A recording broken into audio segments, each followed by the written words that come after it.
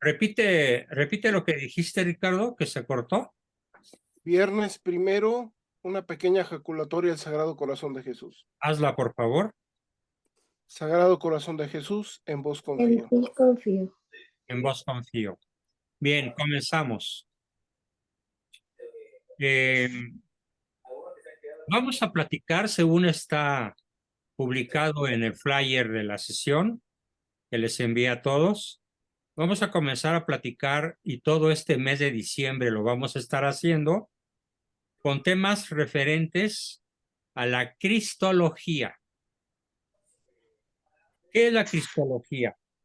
Es la rama de la historia que estudia a Cristo en cuanto a personaje histórico. Sí.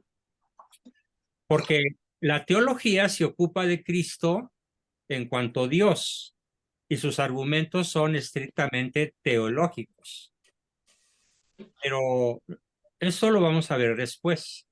Quiero comenzar el mes de diciembre, en el cual coincide con la celebración de la Natividad, Navidad, la noche del 24 y el 25 de diciembre, con el nacimiento de nuestro Redentor.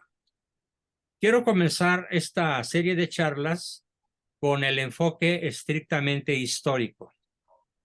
Es decir, vamos a enfocar la existencia de Cristo como se enfocaría la existencia de Hernán Cortés, o del Cid Campeador, o de Carlomagno, o de cualquier otro personaje que haya pasado por la historia y que haya dejado suficiente huella. ¿Cuál es la justificación de este tema? Pues la justificación de este tema es que pero muy pocos católicos podrían defender con nivel de certidumbre, de certeza, que en efecto Cristo es un personaje real, que pisó la tierra, que navegó en el mar de Tiberíades, que multiplicó los peces y los panes, que vivió como cualquier ser humano, con un cuerpo de 1,90 probablemente, atlético, indoeuropeo o ario, o palestino o judío. De hecho, pues judío, aunque los judíos ya sabemos que vienen en gran medida de algunos lugares del centro de Europa. Entonces, Cristo como personaje histórico real es el enfoque de este ciclo de sesiones. Y esto también vale la pena porque me he enfrentado a lo largo de mi carrera a muchísimas personas que me dicen: oye, Juan Bosco, pues mira, yo crecí como una persona estrictamente racional. Y como persona estrictamente racional, pongo en duda la existencia histórica de Jesucristo. Y se meten a una corriente pseudo-histórica y pseudo-filosófica. Pseudo quiere decir falsa, o sea, falsamente filosófica y falsamente histórica, que fundó un señor de apellido Bauer en Alemania, que nació en 1809 y murió en 1882, de 79 años. No, de 69. Sáquenme la cuenta, por favor. Y otros de la escuela de otra ciudad alemana, que es la escuela de Tübingen. Y para estos señores, cuya corriente funda ese señor Bauer en Tübingen, Alemania, Jesucristo es tan solo un símbolo. No, Tübingen, no Tübingen. Escribe Tübingen, Tübingen. Probablemente hay otra ciudad que se llame como la escribió Ricardo, pero me estoy refiriendo, así como ahora la escribe correctamente, a Tübingen. O Tübingen, porque parece ser que en alemán pues no hay acentos como en español. Bueno, pues para esta escuela Jesús es tan solo un símbolo inventado por la primera comunidad cristiana. Sin embargo, la historicidad de Jesús está más documentada que muchos grandes personajes de la historia. O sea, hay más fuentes para demostrar la existencia histórica de Cristo que probablemente la existencia de personas que tuvieron mucho peso en la historia antigua, en la Edad Moderna, en la Edad Media o en la actualidad. Vamos a ver primero las manifestaciones no cristianas. ¿Qué nos dicen los historiadores no cristianos? Cornelio Tácito fue un historiador romano y escribe sobre Jesús en su libro denominado Anales. La palabra anales tiene un sonido igual, idéntico a aquello que se refiere al ano, pero en este caso, anales está manejado como una especie de memorias. Los anales o memorias. Nada que ver con el cuerpo humano y ahí donde la espalda pierde su respetable nombre. No, anales. Él escribe sobre Jesucristo en el año 116. En el libro 15, capítulo 44, porque es una obra gigantesca, nos cuenta literalmente, lo cito, aquel de quien procede ese nombre de cristianos fue Cristo. Estoy leyendo a Tácito, quien fue entregado al suplicio siendo emperador Tiberio por el procurador o gobernador ecuestre de Judea llamado Poncio Pilato. Lo escribe en latín: Auctor nominis eius Christus Tiberio, imperante per procuratorem Pontium Pilatum, supplicio adfectus est. Traducción nuevamente: aquel que de quien procede este nombre de cristianos fue Cristo, quien fue entregado al suplicio siendo emperador Tiberio por el procurador o gobernador ecuestre de Judea, Poncio Pilato. Y continúa: reprimida de momento esta superstición nociva, es decir, nociva quiere decir perjudicial, envenenada, letal, nociva. Esta superstición nociva, reprimida de momento, brotó de nuevo, no solo en Judea, punto de origen de tal calamidad, sino en la misma Roma, donde convergen y hallan buena acogida las cosas más groseras y vergonzosas.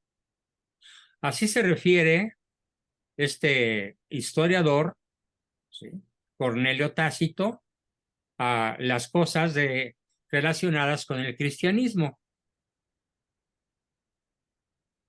que no solo en Judea, sino en Roma, donde convergen y se hallan buena acogida las cosas más groseras y vergonzosas. Es el primer testimonio histórico no cristiano acerca de la existencia de Cristo. ¿A quién le concedemos más credibilidad cuando se habla de alguien? Cuando se habla de los defectos o de las virtudes de una persona, ¿quién es más creíble? ¿Su adversario o su amigo? Evidentemente su amigo, perdón, su adversario. Víctor lo escribió correctamente, perdón por el lapsus.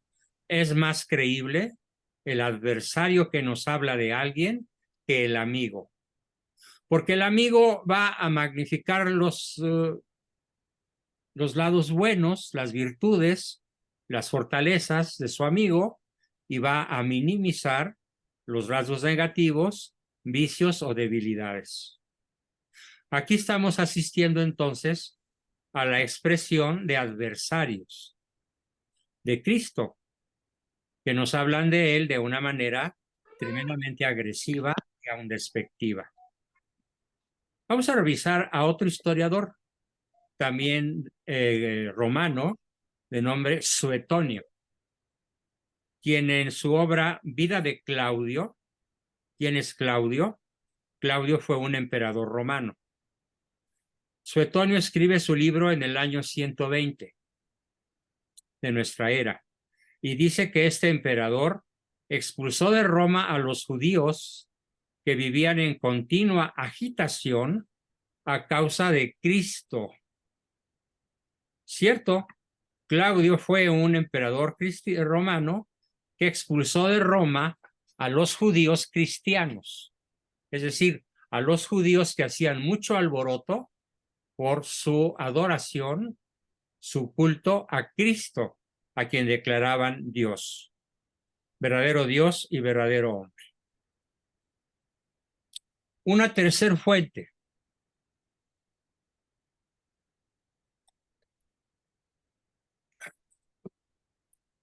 La tercera fuente que hoy voy a citar es la de Plinio, P-L-I-N-I-O, Plinio el Joven, gobernador de Bitinia, una provincia romana, quien en el año 112 encarta al emperador Trajano. Este señor Trajano fue un emperador tremendamente poderoso que manejaba ejércitos prácticamente invencibles y que ensanchó el territorio de Roma de manera continental.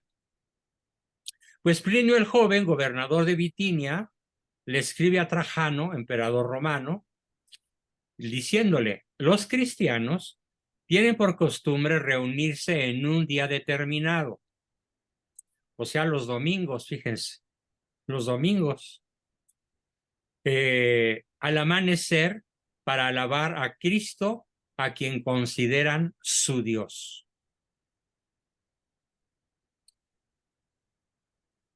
Vamos a ver ahora, ya vimos 3 fuentes romanas, ahora vamos a ver fuentes judías. Pero son judíos que no eran cristianos.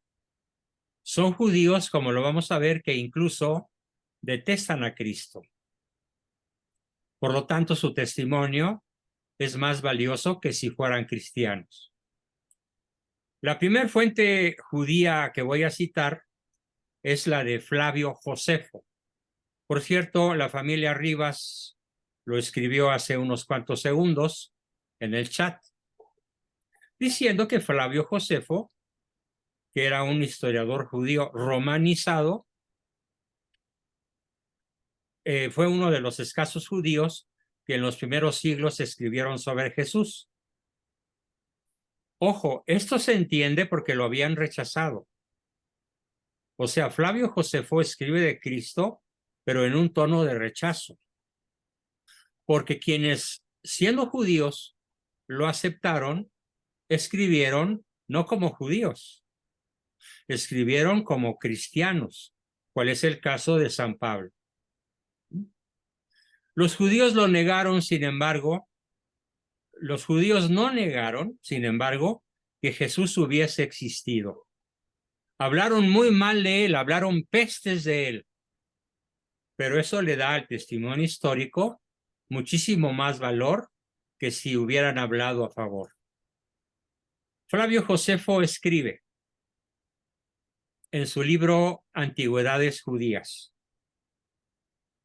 capítulo 18, versículo 3, o apartado 3. Lo cito textualmente. Por aquella época apareció Jesús, un hombre sabio, si es que se le puede llamar hombre. Fue autor de obras maravillosas, maestro para quienes reciben con gusto la verdad. Atrajo a sí mismo muchos judíos y también muchos gentiles. Este era el Cristo, el Mesías. Habiendo sido denunciado por los primados del pueblo, Pilato lo condenó al suplicio de la cruz. Pero los que antes le habían amado, le permanecieron fieles en el amor. Se les apareció resucitado al tercer día, como lo habían anunciado los divinos profetas, que habían predicho de él esta y otras 1000 cosas maravillosas.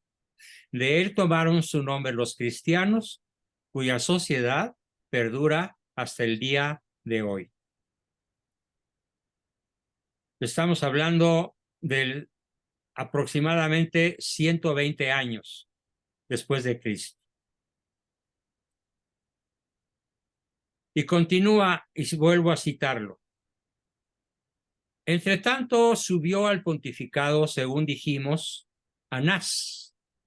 Acuérdense, Anás y Caifás, los sacerdotes y fariseos que juzgan a Cristo. Anás, el más joven, de índole feroz y extremadamente audaz. Dado su carácter, pensando que había llegado el momento oportuno, Anás convocó al consejo de jueces y, haciendo presentar a juicio a un pariente del que llamaban Cristo, nombrado por Santiago, y a algunos otros con él, habiéndolos acusado de reos violadores de la ley, los condenó a ser apedreados. Es la ocasión en la cual Cristo escapa del apedreamiento al cual había sido decretado contra él y otros cristianos por Anás. Es asombroso la cantidad de palabras que este historiador Flavio Josefo, famosísimo historiador judío romanizado, escribe en su libro de Antigüedades Judías. Algunos historiadores dicen que los textos de Flavio Josefo contienen textos interpolados, es decir, metidos posteriormente, pues se guardó en silencio hasta el año 311, en que lo recuerda un historiador llamado Eusebio de Cesarea, nombrado por el señor historiador Lagrange Batifol. Pero muchos otros, incluso el racionalista alemán Adolfo Harnack, lo consideran genuino. Consideran genuino el testimonio de Flavio Josefo. ¿Por qué? Porque ya aparece en todos los códices. El hecho de que no haya sido anteriormente citado no extraña, pues las obras de Flavio Josefo no eran conocidas entre los cristianos. Entonces, si las obras de Flavio Josefo no eran conocidas entre los cristianos, es evidente que los cristianos no pudieron interpolar textos en el texto original de Flavio Josefo. Este es un argumento arrollador.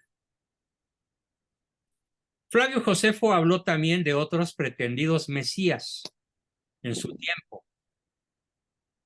Según algunos, lo que arriba aparece en cursiva eran interpolaciones de un copista cristiano, pero aun si se eliminasen estas líneas, el testimonio histórico dado de la existencia de Jesús permanece gracias al irrefutable testimonio de estos 4 historiadores no cristianos.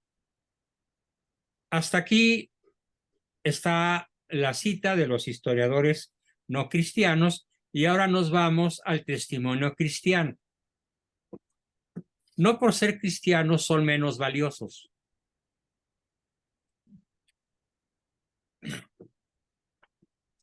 ¿Por qué? Porque han resistido la crítica histórica.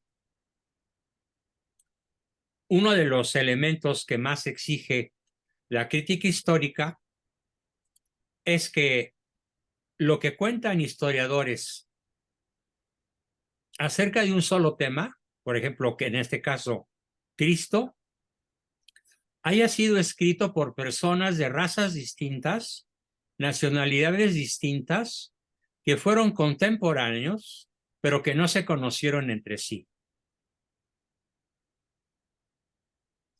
Y dado el hecho de que no se hayan conocido entre sí, quiero que piensen todos en el enorme valor histórico que esto representa. Vamos a ver primero el testimonio de San Pablo.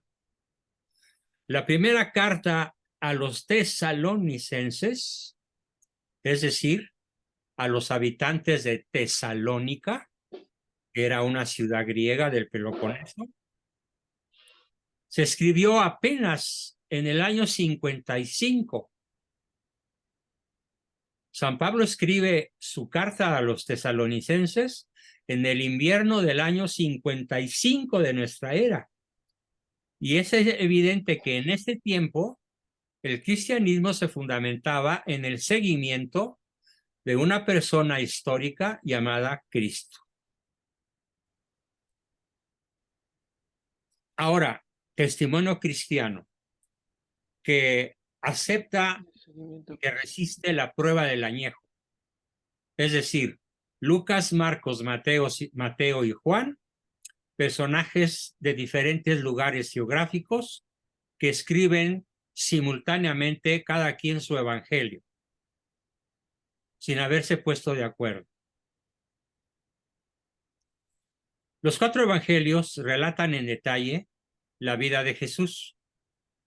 Los escritores mencionados, Lucas, Mateo, Marcos y Juan, fueron testigos de los hechos, fueron testigos presenciales de la vida de Cristo. Al escribir no tenían nada que ganar en este mundo, más que persecución, sufrimiento y muerte. Los 4 evangelistas murieron mártires, los 4. Es más, los 11 apóstoles fieles murieron mártires. Solo Judas murió por suicidio. La muerte de Jesús en la cruz, desde un punto de vista estrictamente humano, ¿qué hubiera significado? Bueno, pongo un ejemplo que en otras ocasiones, en otras clases de historia ya he citado. ¿Qué acontecía con los ejércitos de las huestes mesoamericanas o sudamericanas o de indígenas de Norteamérica? ¿Qué sucedía con ellos cuando el líder visible era asesinado? Como acontece en una de las batallas más importantes de la conquista, en las cuales la Malinche le señala a Cortés: mira, aquel que ves en aquel montículo dando órdenes es el Tlatoani. Si tú lo matas, si alguno de tus soldados lo mata, todos nuestros atacantes, que eran más de 100,000, se van a dispersar y habremos triunfado. Entonces Cortés toma el mando de 7 caballeros, se abre paso entre la multitud de aztecas, a golpe de espada y de lanza y de pica, y protegiéndose con los escudos, llega a donde está el gran Tlatoani y le clava la pica y muere. Automáticamente, todos los aztecas, en número de cientos de miles, se dispersan. Esto acontece en todos los lugares del mundo. Muerta la cabeza, el cuerpo se corrompe, o las tribus o las huestes se dispersan. Cosa que no ocurría en el mundo cristiano, porque en el mundo cristiano no estaban peleando por un rey, estaban peleando por un reino. No peleaban por un botín, peleaban por un principio, por ejemplo, por la reconquista del suelo español. Así tenemos entonces una guerra de 7 siglos, victoriosa para España, sin importar, por ejemplo, que el Cid Campeador, el principal guerrero libertador de España, hubiese muerto. La guerra de reconquista siguió. Bueno, estos son datos históricos muy interesantes. Y repito, la muerte de Jesús en la cruz, desde un punto de vista estrictamente humano, hubiese representado la aniquilación del cristianismo. Sin embargo, ocurrió todo lo contrario. Algo ocurrió Dicen los historiadores, claro, no sabían qué ocurrió, que fue la llegada del Espíritu Santo en Pentecostés, que llenó a los apóstoles de valor, los llenó de audacia y les concedió el don de lenguas. Vale la pena aquí hacer una aclaración acerca de lo que es el don de lenguas. El don de lenguas no consiste en empezar a decir disparates, shashkala, machala, ujala, cacá, no. Eso no es el don de lenguas. El don de lenguas estrictamente consiste en que yo hablo español, por ejemplo, pero entre mis interlocutores existen 100 etnias diferentes, cada una con su lenguaje, cada una con su dialecto. Y el don de lenguas consiste en que cada uno de ellos, cada uno de esos personajes de lenguaje o dialecto distinto, me va a escuchar hablar en su lengua, no en la mía. Así el rarámuri me escuchará en rarámuri, el zempoaltécatl, el tepoxteco, el que quieran, el mazatleco, el algonquino de Canadá y Estados Unidos, o el inca en Perú, o el judío, o el griego. Me van a escuchar en su lengua, aunque yo únicamente hablo en la mía. Estela Buendía dice, qué increíble. Entonces lo que hacen los carismáticos, ¿qué es? Ay, querida Estela, siento decepcionarte. Pura faramaya, puro circo, maroma y teatro. Si tú no entiendes lo que dicen, no es don de lenguas. Si la comunidad, imagínate que hay un personaje hablando, según él, con el don de lenguas. Y en la nave de la iglesia, pon tú que quepan 500 personas, donde hay gringos, franceses, ingleses, hindúes, etcétera, porque vinieron a una reunión ecuménica de católicos que hablan idiomas distintos. ¿En qué va a consistir el don de lenguas si es real? En que el hindú lo oye hablar en sánscrito o en hindi, y el arameo en arameo, y el inglés en inglés, y el francés en francés. Aunque el que tiene el don de lenguas esté solamente hablando, pon tú, en latín, o en griego, o en español, o en el idioma que quieras. Su lengua madre es escuchada en lengua madre por todos los asistentes. Ese es el verdadero don de lenguas. Entonces ya basta que la gente les tome el pelo. Hasta aquí se acabó. ¿Te quedó claro, André, Estelita? Sí, doctor. Bueno, pues a algunos les puede doler, pero la verdad no peca, pero pica, ¿no? La verdad. Sí. Muy bien.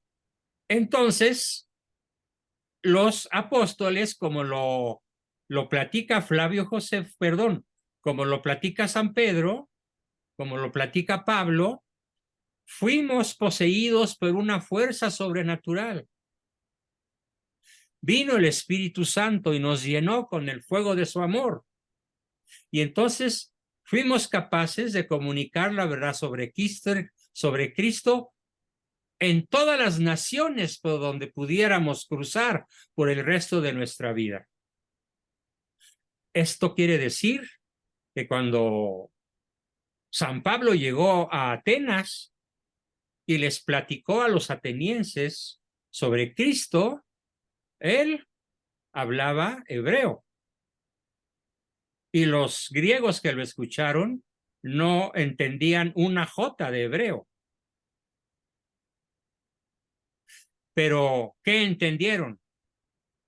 En su lengua griega entendieron lo que Pablo les quiso decir.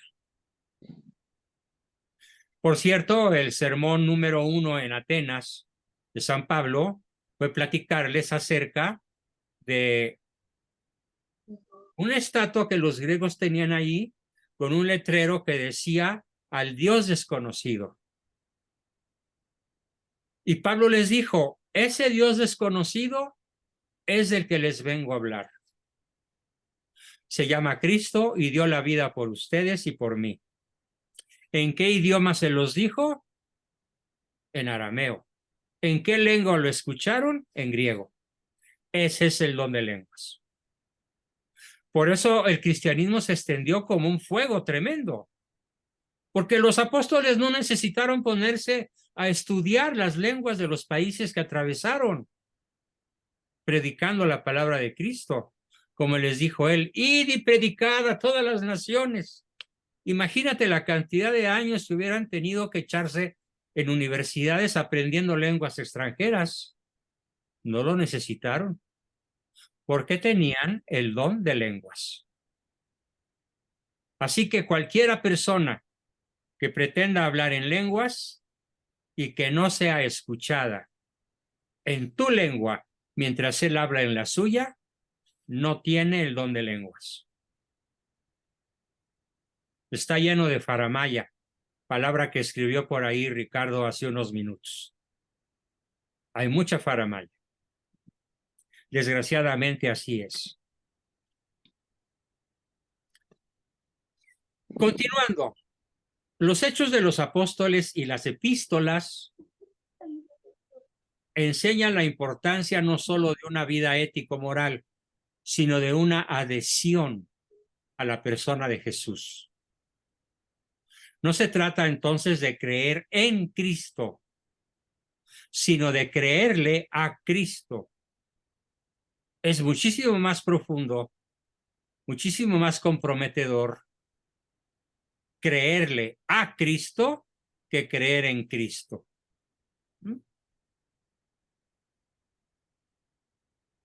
Los padres dan testimonio de la autenticidad de los evangelios. San Ireneo, en el año 170, obispo de León, era discípulo de Policarpo, quien a su vez era discípulo de Juan Evangelista.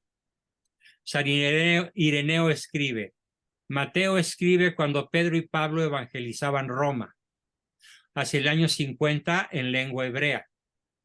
Marcos transmite la predicación de Pedro en el año 65.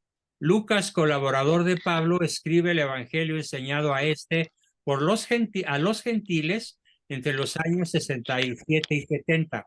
Y Juan escribe en Éfeso hacia finales del siglo I. Otro cristiano muy famoso, Tertuliano, africano él, nacido entre el 160 y el 223, afirma que los 4 evangelistas tienen la misma autoridad para explicarnos la existencia de Cristo, su divinidad y su humanidad. Orígenes, personaje nacido en Egipto, vivido entre el año 185 y el 255, menciona a los 4 evangelistas y el orden en que escribieron sus evangelios.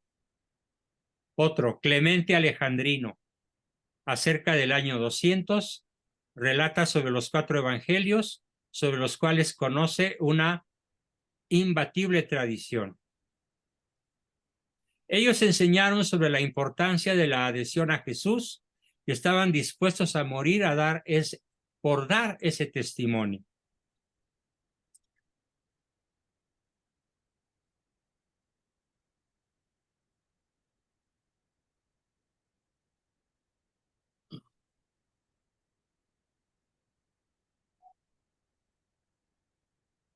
Dice Ricardo que hay otro don de lenguas, que es el de ser entendido y entender numerosas lenguas, y este también lo he visto en persona. Bueno, yo no lo he visto, pero seguramente existe. Sin embargo, estrictamente ya vimos cuál es el don de lenguas al que los apóstoles tienen acceso el día de Pentecostés. que cada uno de los miles que había afuera escucharon a los apóstoles hablar en su propia lengua, aunque los apóstoles hablaban en la suya. Y tenemos una aclaración importante sobre los libros apócrifos. A ver, apréndanse otra palabrita, la sexta palabrita de la noche. ¿Alguien sabe, excepto Ricardo, qué significa apócrifo? No oficial. Falso. Falso. Correcto, Víctor. Significa falso. Parece verdad, pero es falso.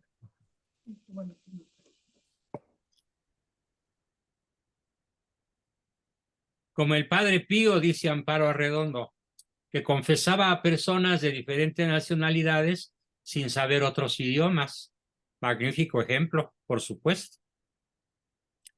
Los libros apócrifos son libros no reconocidos en el canon de las Sagradas Escrituras, pero que hablan sobre Jesucristo, ojo, como un personaje histórico. También los libros apócrifos hablan sobre Cristo como un personaje histórico. Claro, como son falsos, hay divergencias notables sobre su naturaleza y doctrina. Pero aquí viene lo valioso de los apócrifos, y es que no dudan de que Cristo fue una persona real. Ese es el valor de los evangelios apócrifos, falsos o no oficiales. La extraordinaria transformación de los apóstoles en Pentecostés y la propagación del cristianismo no es comprensible si no se toma en cuenta a Jesús como una persona real que inspiró y dio fuerza a sus seguidores para lograr semejante empresa. Esto fue tan arrollador, imagínense, que para el año 311 de nuestra era, menos de 300 años después de la ascensión a los cielos de nuestro Señor, el mundo conocido, el mundo romano, ya era cristiano.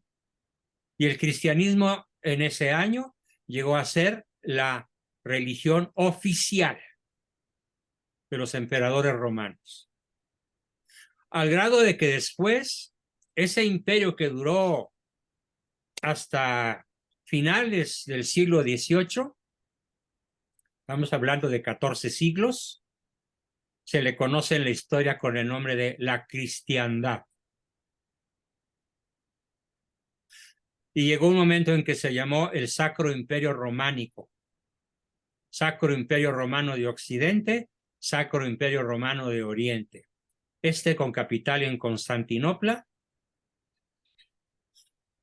antes Bizancio, hoy Constantinopla.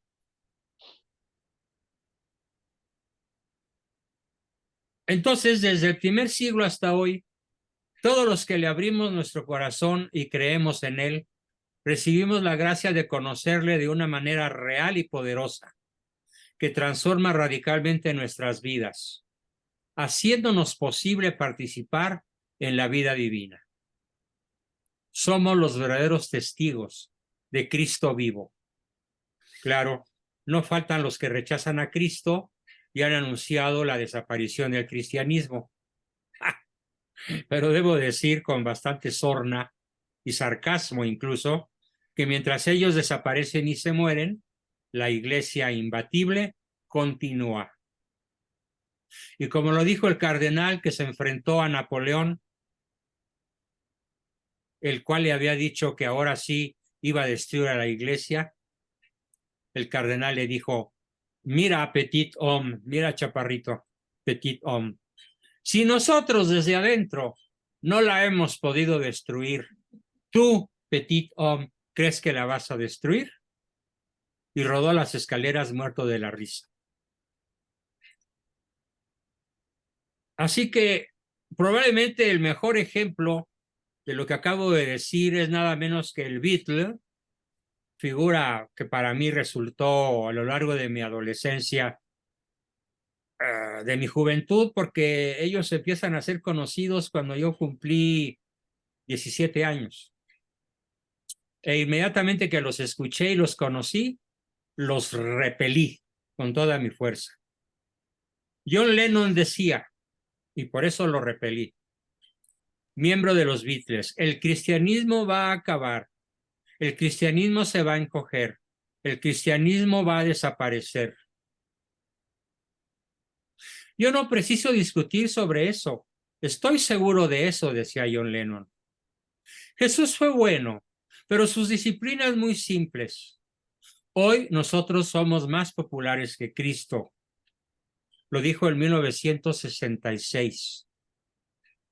Bueno, hoy John Lennon está muerto, ya rindió cuentas, y el cristianismo, el catolicismo, sigue rampante, avanzando y conquistando cada vez más personas de buena fe en todas las regiones de la tierra, en todos los continentes y de todos los credos. Esta es la primera aproximación a Cristo, personaje histórico. En próximas sesiones, también los viernes, habrá otros enfoques, también históricos, pero hoy nos tocó revisar los testimonios históricos de historiadores no cristianos y el testimonio de historiadores cristianos. Bien, hasta aquí la exposición de hoy y comenzamos como siempre con preguntas, aportaciones, dudas y demás. ¿Quién quiere comenzar? Adelante.